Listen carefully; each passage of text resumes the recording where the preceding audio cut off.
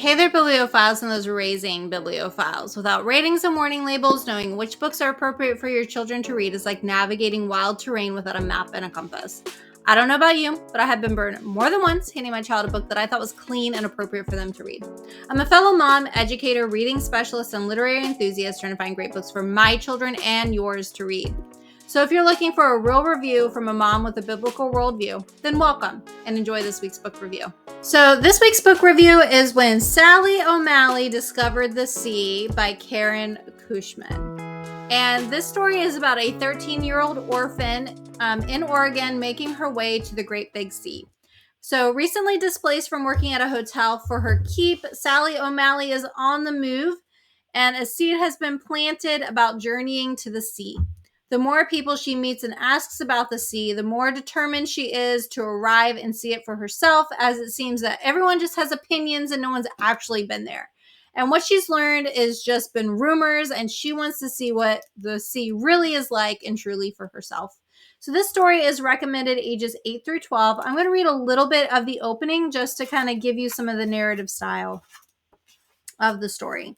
So it says the state of Oregon, summer 1894, on the road. Ms. Broom chucked me right out like I chewed on chicken bones. That's the last straw, Sally O'Malley, she called as she chucked my coat after me. Goodbye and good riddance. Jumpin' Jiminy, due to an unfortunate incident with the pig and the church ladies, I was out and on my own, and so was the pig. The sun was too strong for a coat, but my red knitted cap stayed put. I took long strides ahead, for there was nothing behind me but an angry Miss Broom and her river hotel in Mineral Spring. Still, where was I going and what for? I had no purpose or destination, no place to belong, no one to depend on, and no one to miss or to miss me. Nothing was holding me or calling me anywhere. I was aimless as a falling leaf, alone. But there are worse things than being alone. I knew that for sure. A tiny shiver shook me. Fear? Not Sally O'Malley. It was more likely excitement, or maybe too much of the foul-smelling water from Ms. Broom's mineral spring. I just kept walking. Moses and the Israelites wandered the desert for 40 years before they figured out where they were going and why. I reckon I'd wander on a while and hope it wouldn't take me so long. I ate as I walked, fed by the thimbleberries and huckleberries and dark blue berries on the salal shrubs that grew in thickest beside the road. My hands turned purple from berries, and I rubbed them on my face and growled, "Beware!" I was hungry and ferocious. If only I were purple all the time, so creepy that people would stay away. I hadn't had many good experiences with people in my life, and I tended to keep clear of them. Soon enough, I was bone weary from the walking, tired as a hound with 10 pups. And I had to admit, I bit a bit lower. Sorry. And I had to admit, a bit low down from the turn of events. Though it was still light and the evening lingered, mild and sweet, I sought somewhere to sleep. Let's find me a place, I said right out loud, and it was strange to hear a human voice. Far enough from the road that I won't get squashed by a wagon, but not so far that I get lost in the woods. Fir and cedar trees grew as close together as sardines in a can, and so tall I swore I could see angels sitting on the tops flapping their wings at me. The sound was thick with ferns and bracken and carpeted in fir needles.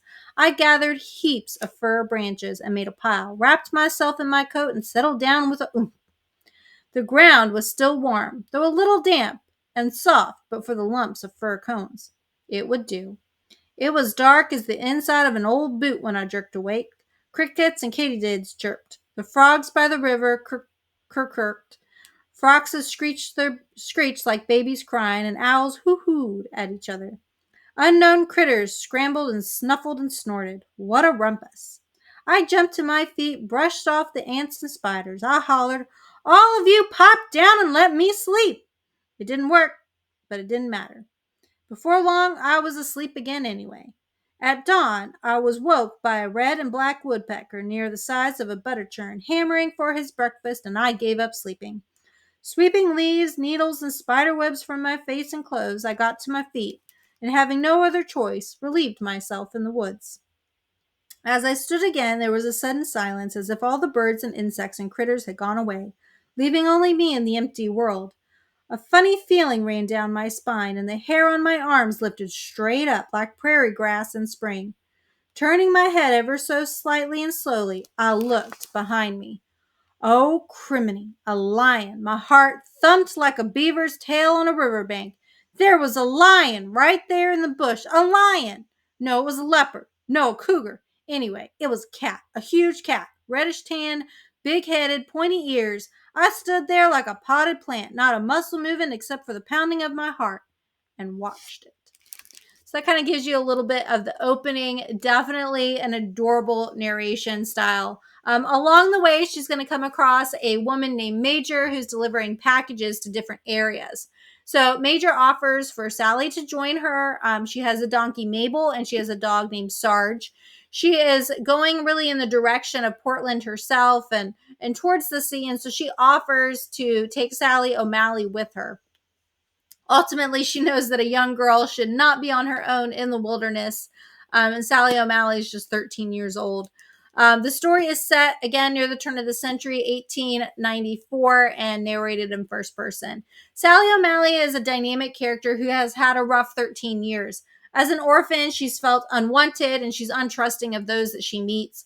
Her experiences have really led her to distrust many and to close off her heart, as she's mainly suspicious and later really confused by people.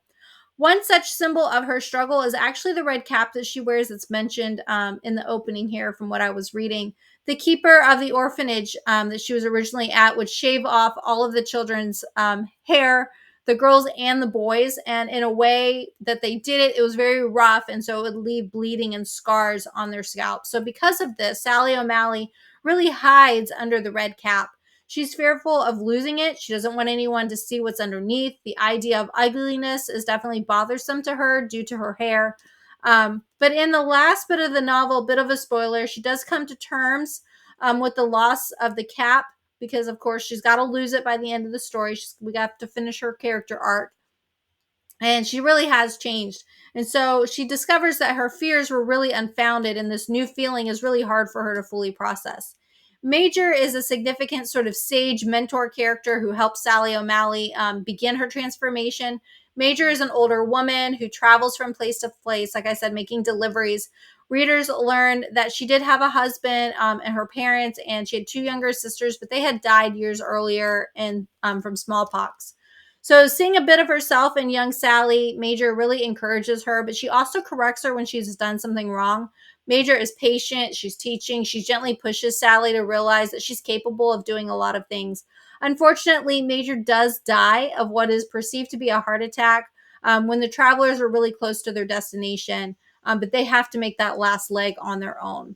So prior to this point, however, Lafayette, who later changes his name to Jack, is a 7-year-old boy who's really put in Major's charge to be delivered to a cousin's cousin after he has also been recently orphaned by the death of his grandmother. Lafayette is pretty obnoxious. He challenges Sally O'Malley throughout most of the story. In spite of his obnoxious behavior, though, he consistently wants to know if he and Sally are going to be friends.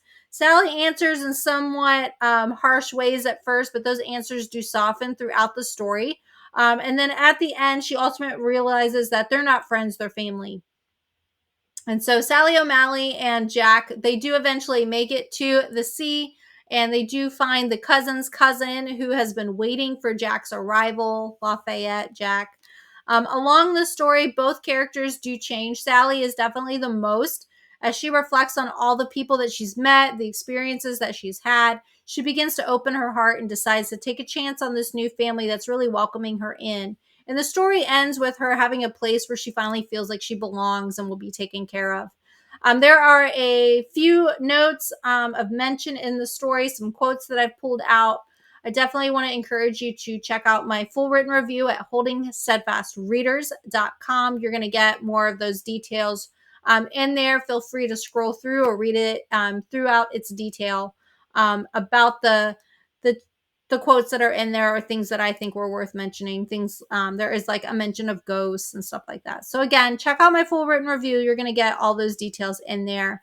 One of the things I did like about Sally's character throughout the story is that she loves words. And so that's really an endearing aspect of the story. She's picking and collecting up words throughout the story. Ultimately, it's a wonderful story about discovery and growth and belonging. It offers really several opportunities for families to discuss what it means to belong within an immediate family, within a community, and definitely within the family of God. Believers, we're called to care for the orphans, and so families can definitely discuss how some of the minor characters in this story fulfill that and don't fulfill that.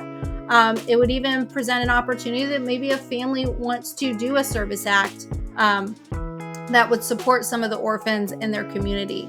So a great story in that regard. Ultimately, if you're looking for a clean novel with good themes, has some adventure, then you may want to consider adding When Sally O'Malley Discovered the Sea to your child's reading list.